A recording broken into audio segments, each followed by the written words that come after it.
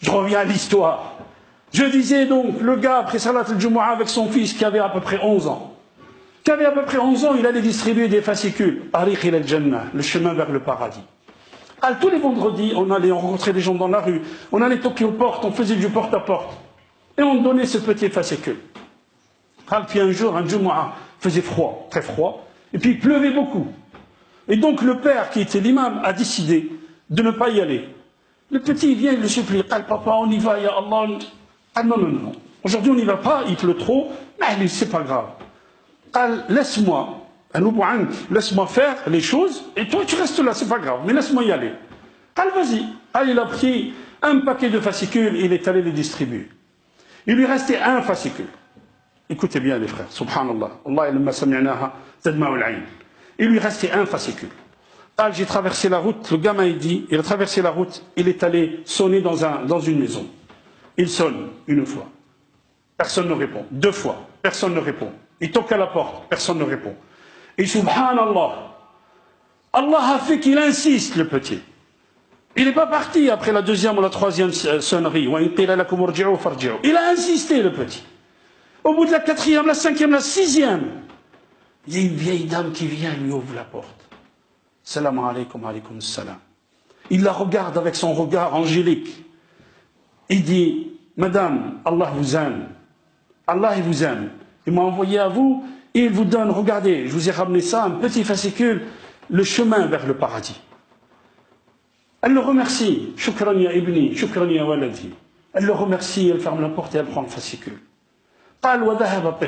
L'enfant est revenu.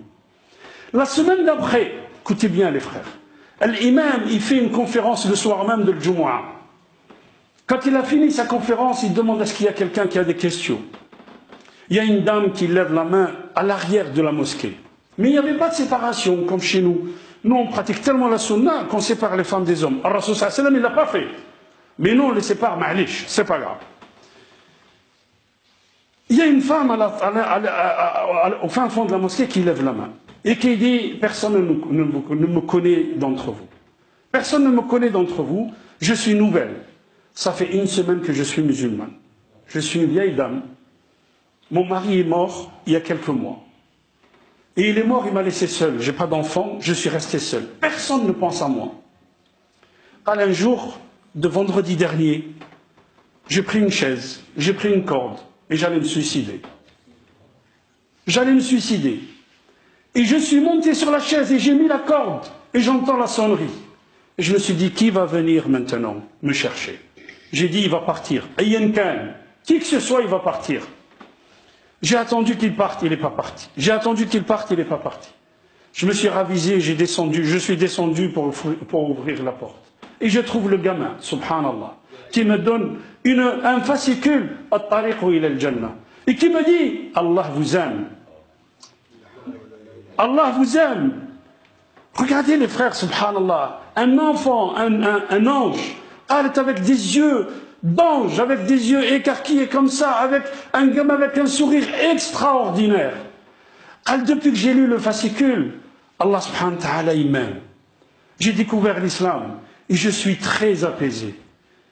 J'ai lu le fascicule, je suis monté au premier étage, là où je voulais me suicider, j'ai enlevé la chaise, j'ai enlevé la corde, je n'en avais plus besoin.